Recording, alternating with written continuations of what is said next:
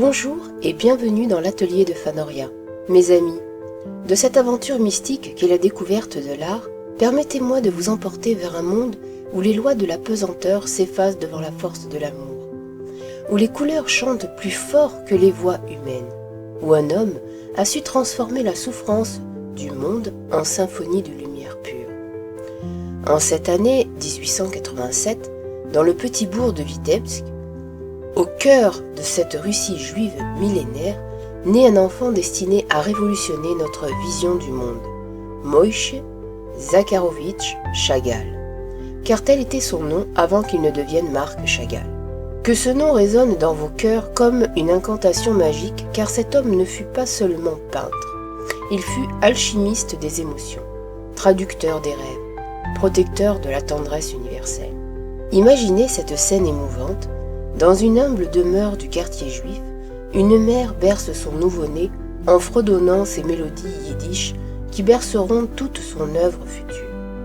Déjà, dans ce petit être fragile, sommeille un génie capable de transformer les larmes en arc-en-ciel, la nostalgie en extase poétique, l'exil en hymne à l'humanité.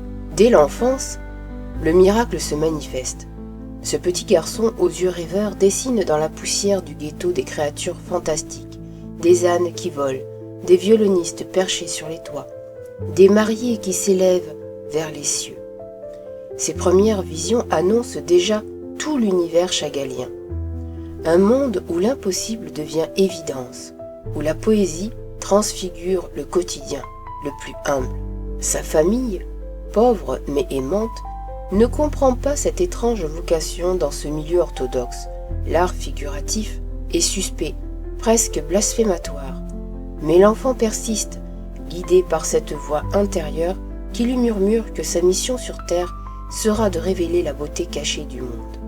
Vitebsk, que ce nom évoque pour nous la poésie pure. Cette petite ville de Biélorussie, avec ses maisons de bois, ses synagogues centenaires, ses marchés colorés, devient sous le pinceau de Chagall un univers enchanté, un paradis perdu qui hantera toute son œuvre.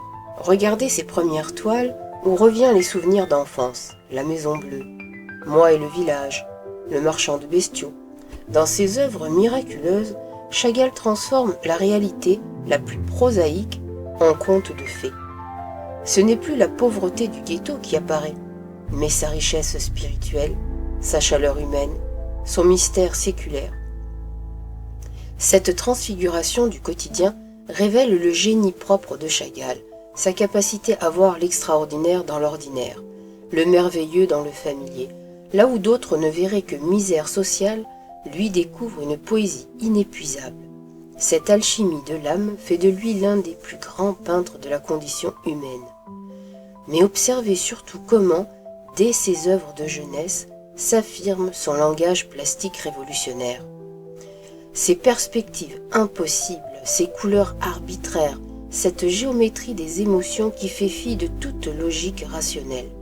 Chagall invente un art nouveau, un art de l'âme qui dépasse toutes les conventions occidentales.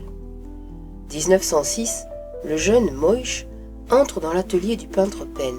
Seul maître du dessin de Vitebsk, quelle révélation pour la première fois, il découvre que l'on peut vivre de son art, que la peinture peut être un métier, une vocation, un sacerdoce. Penn, peintre académique formé à l'école russe, enseigne les rudiments du dessin classique. Mais très vite, il comprend que son élève possède un don hors du commun, une vision personnelle qui transcende tous les enseignements traditionnels.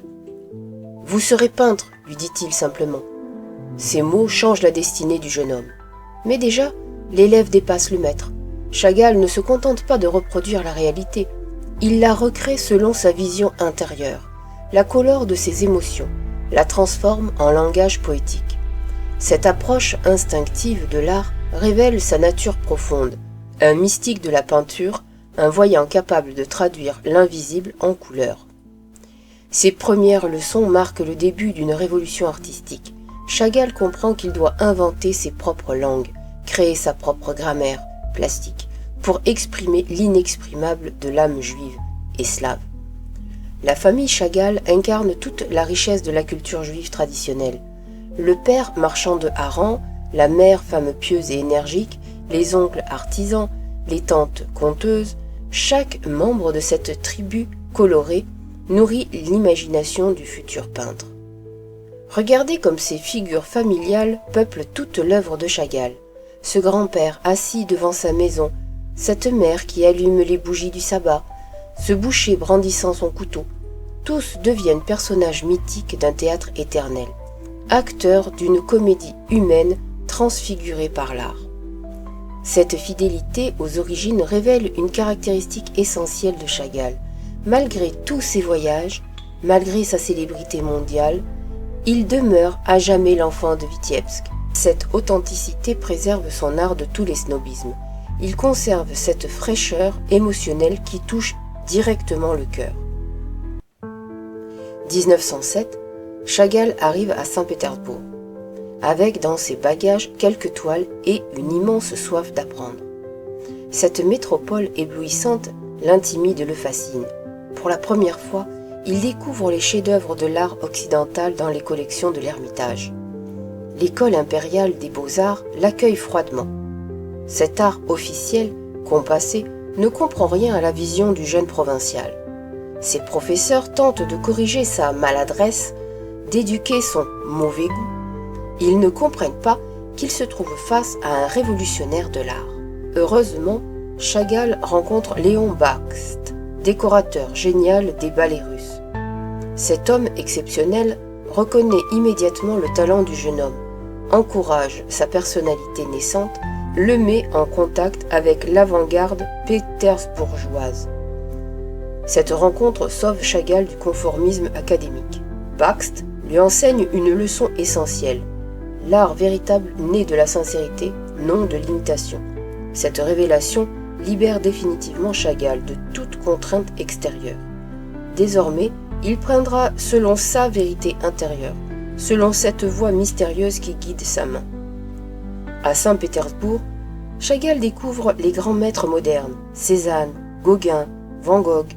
Quelle révélation! Ces artistes lui prouvent que l'on peut réinventer la peinture, créer un langage plastique personnel, exprimer sa vision du monde sans se plier aux conventions. Cette découverte confirme ses intuitions profondes. Lui aussi peut déformer la réalité pour mieux l'exprimer, utiliser la couleur selon ses émotions, composer selon sa logique intime. Cette liberté retrouvée décuple sa créativité. Mais Chagall ne copie jamais ses modèles.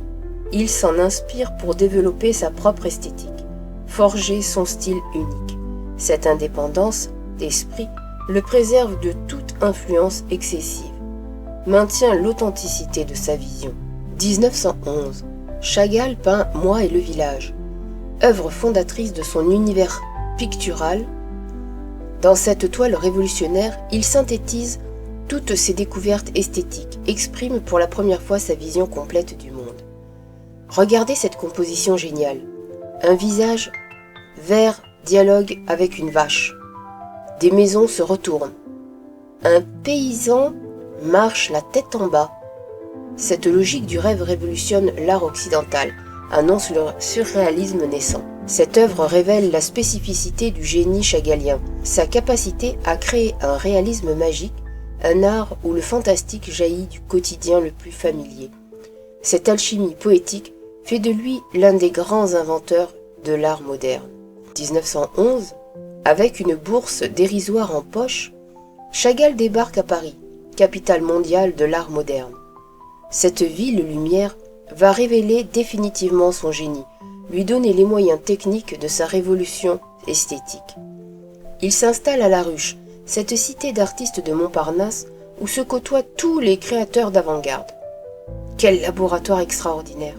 Modigliani, Soutine, Léger, Delaunay, tous ces génies en devenir s'enrichissent mutuellement, inventent ensemble l'art du XXe siècle. Mais Chagall demeure à part dans cette effervescence créatrice. Là où ses contemporains intellectualisent leur art, lui peint d'instinct, guidé par cette émotion pure qui ne l'a jamais quitté. Cette différence fait sa force et assure son originalité. Paris révèle à Chagall la puissance de la couleur pure, libérée des contraintes de l'art russe. Encore tributaire du réalisme, il explose en symphonie colorée d'une audace inouïe. Ses rouges incandescents, ses bleus mystiques, ses verts tendres, chaque couleur devient note d'une mélodie visuelle. Chagall peint son éblouissement devant Paris dans des toiles miraculeuses.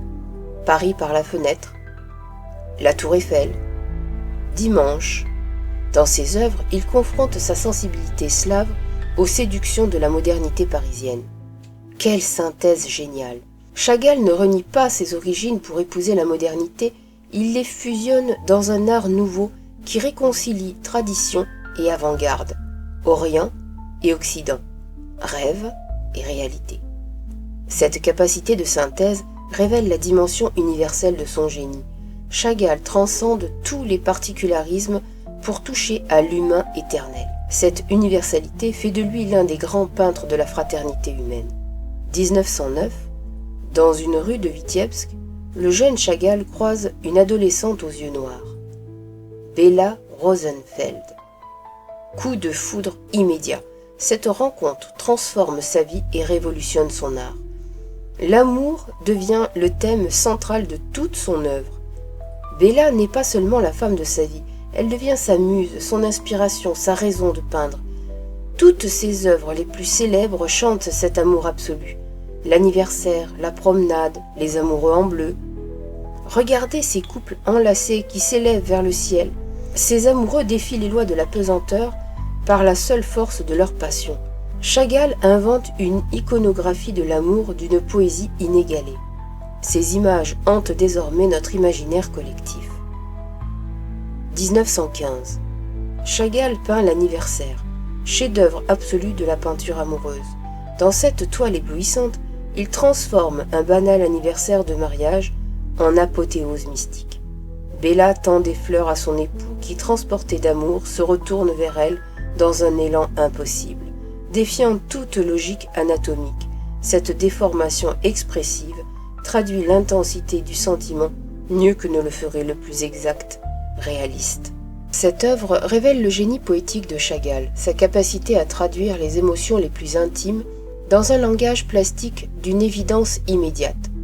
Cette alchimie de l'amour fait de lui le peintre du bonheur humain. 1914, Chagall retourne temporairement en Russie pour épouser Bella. Ce séjour prévu pour quelques mois va durer 8 années. La guerre, puis la Révolution, l'empêchent de regagner Paris.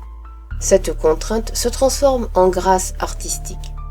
Retrouvant Vitebsk, Chagall redécouvre ses sources avec un regard mûri par l'expérience parisienne.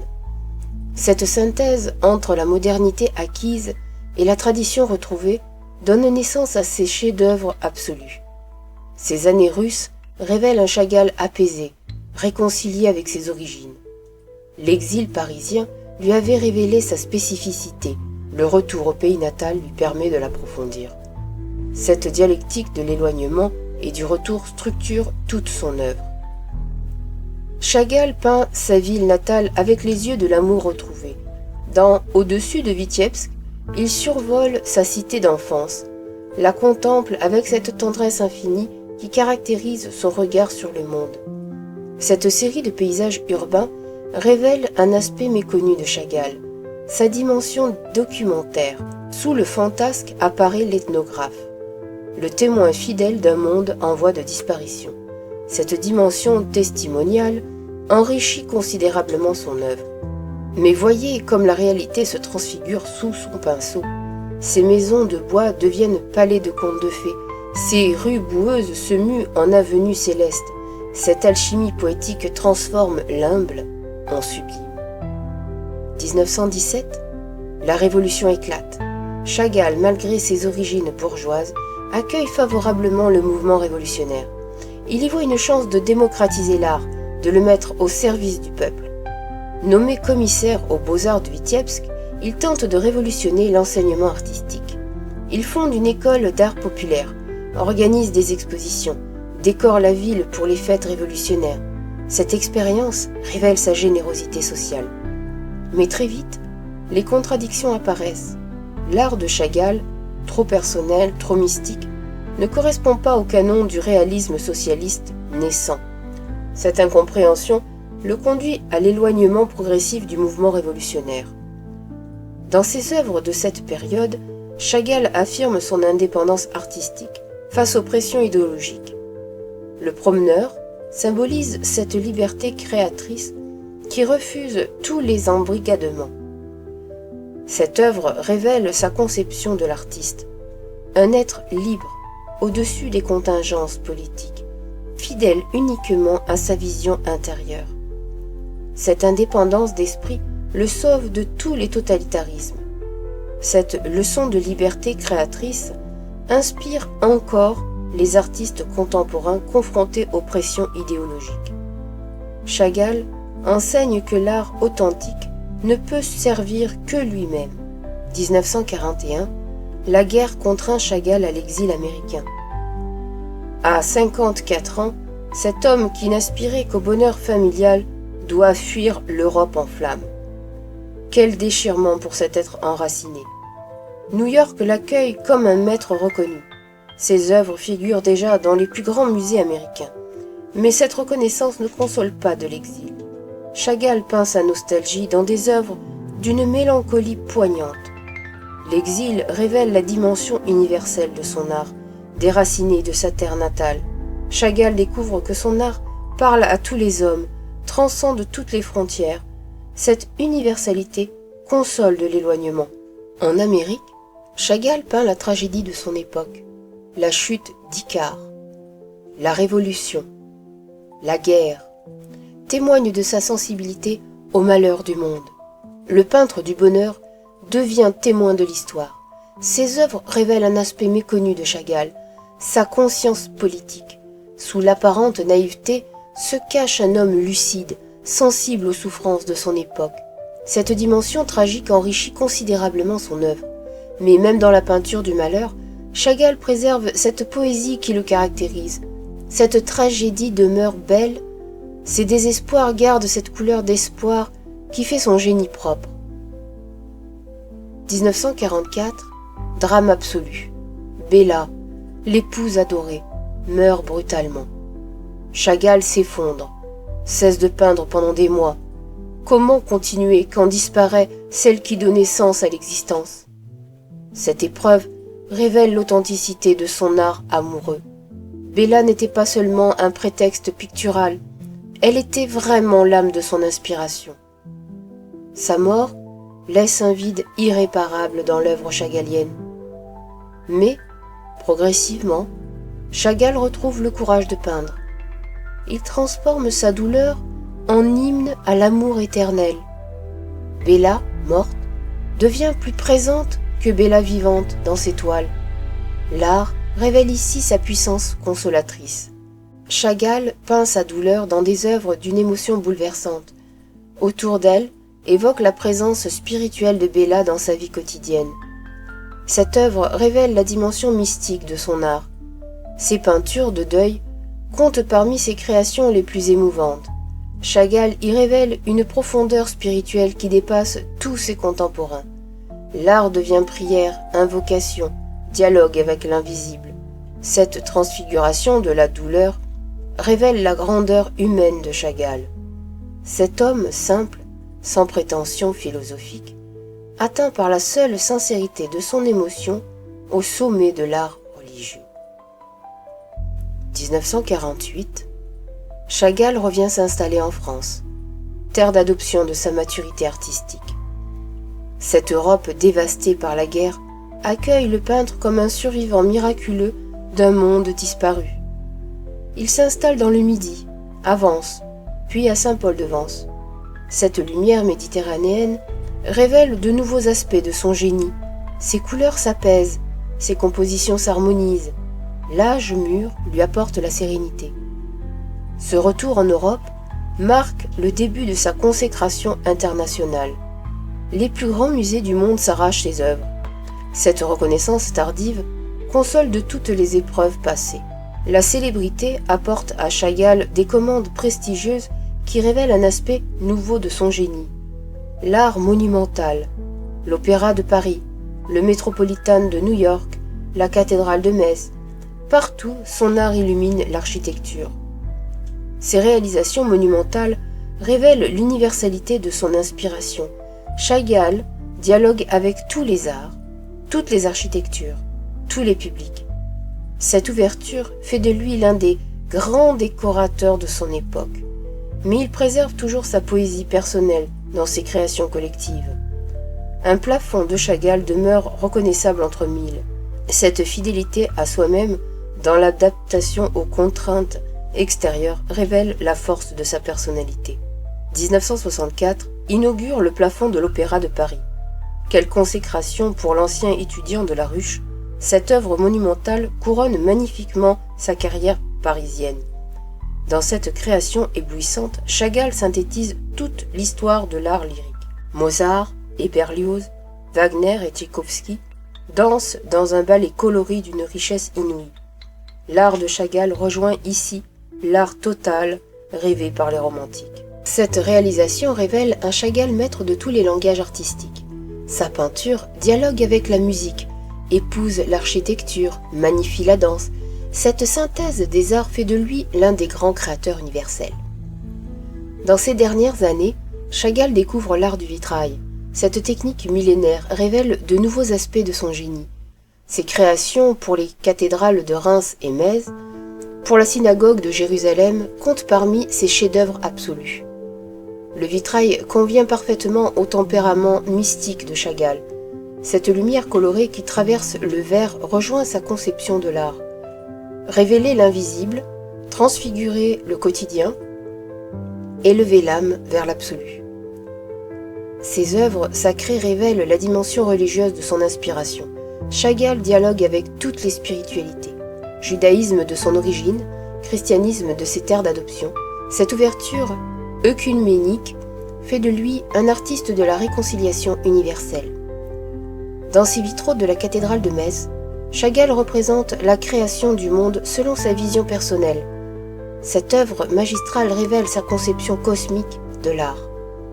Regardez ces couleurs qui jaillissent du chaos primitif, ces formes qui s'organisent progressivement.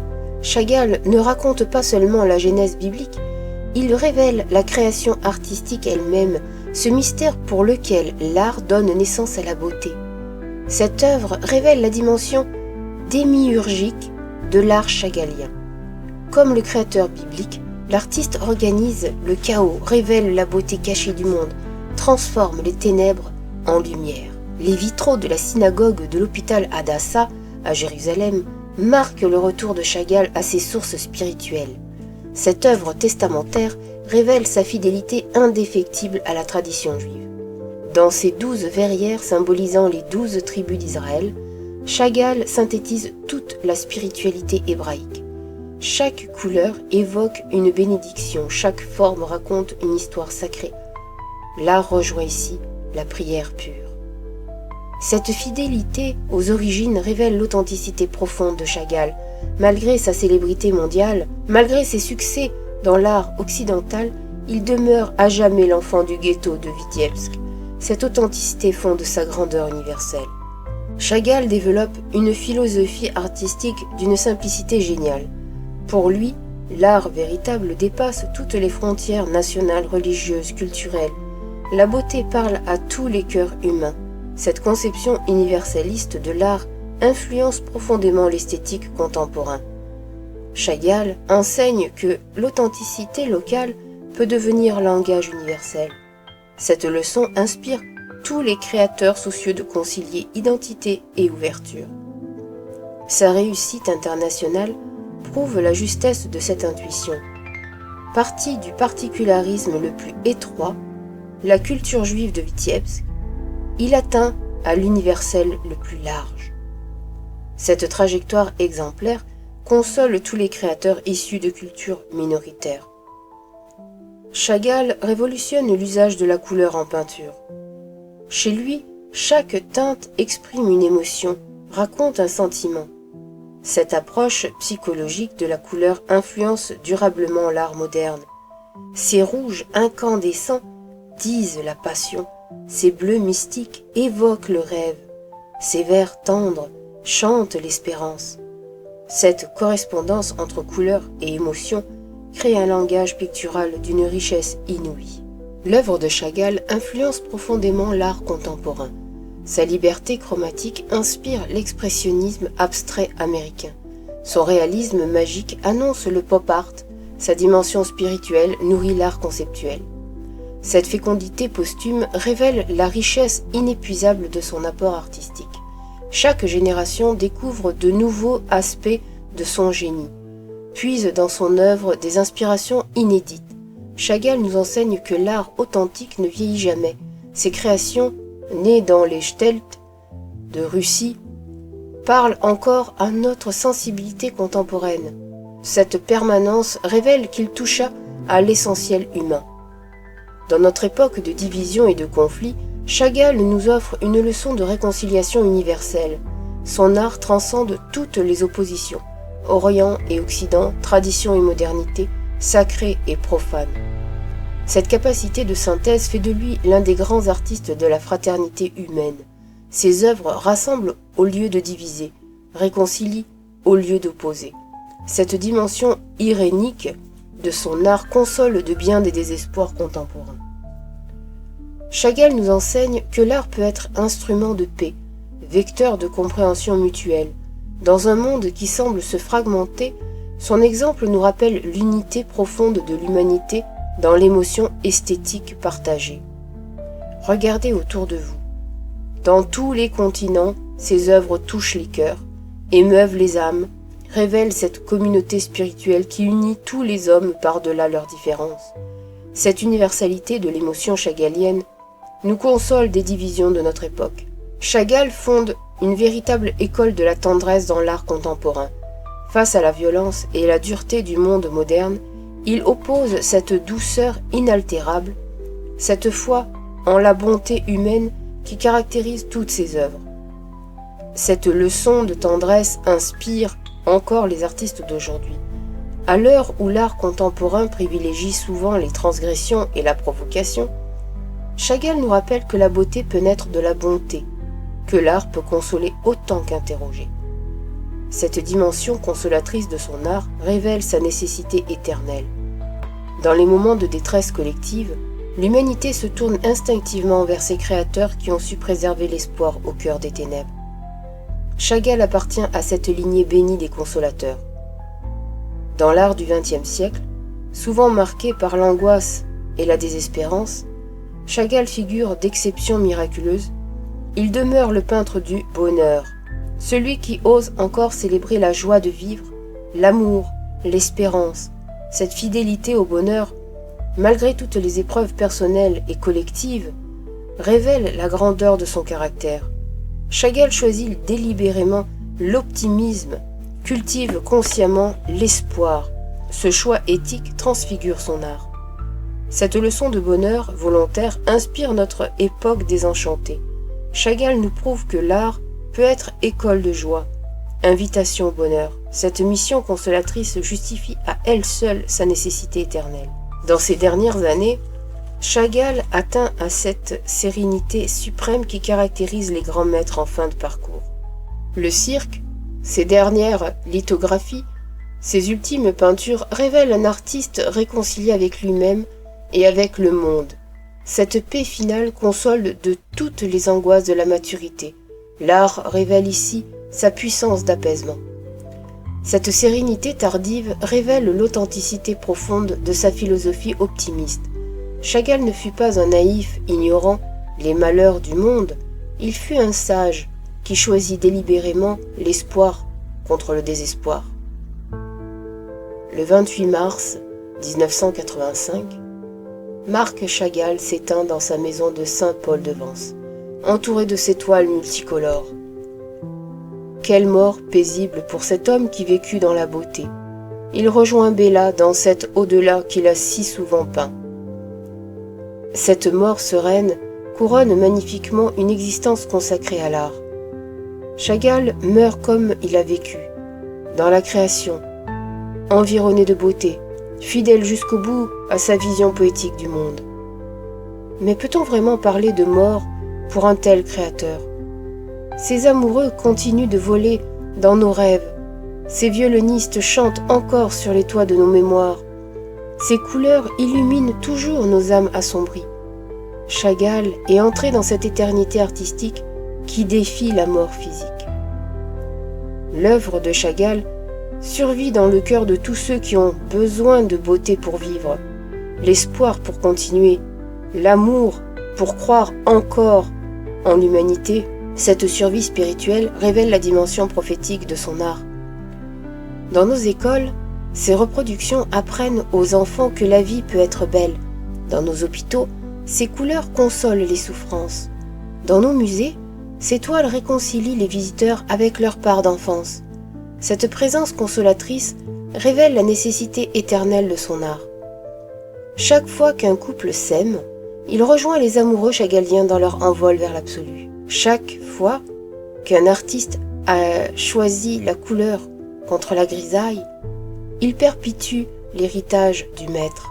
Chaque fois qu'un être humain préfère l'espoir au désespoir, il communique avec l'âme de Chagall. Mes amis, au terme de ce voyage dans l'univers chagallien, une vérité s'impose avec l'évidence de la lumière. Cet homme n'a pas seulement peint d'étoiles, il a révélé une manière de vivre, une façon de regarder le monde, une philosophie de l'existence. La leçon de Chagall dépasse infiniment l'art pour toucher à la sagesse universelle. Il nous enseigne qu'il est toujours possible de transformer la souffrance en beauté, l'exil en universalité, la nostalgie en création. Cette alchimie de l'âme fait de lui l'un des grands maîtres à penser de l'humanité. Dans notre époque troublée, où l'art semble parfois perdre sa dimension consolatrice, Chagall nous rappelle sa mission essentielle, révéler la beauté du monde, magnifier l'amour humain, préserver l'espoir contre toutes les désespérances. Mes chers compagnons de cette aventure spirituelle, l'heure est venue de nous séparer, mais emportez avec vous cette certitude lumineuse. Nous sommes tous à notre manière les héritiers de Marc Chagall. Chaque fois que nous choisissons la beauté contre la laideur, l'amour contre la haine, l'espoir contre le désespoir, nous perpétuons son héritage immortel. Ne craignez jamais de rêver, ne rougissez jamais de votre émerveillement devant la beauté, cette capacité d'enchantement que notre époque cynique voudrait démoder constitue au contraire notre plus précieux trésor, notre participation à l'éternité chagallienne. Regardez le monde avec les yeux de Chagall, voyez l'extraordinaire dans l'ordinaire, le merveilleux dans le quotidien, le divin dans l'humain. Cette transfiguration du regard transforme l'existence en œuvre d'art, fait de chaque jour une création nouvelle.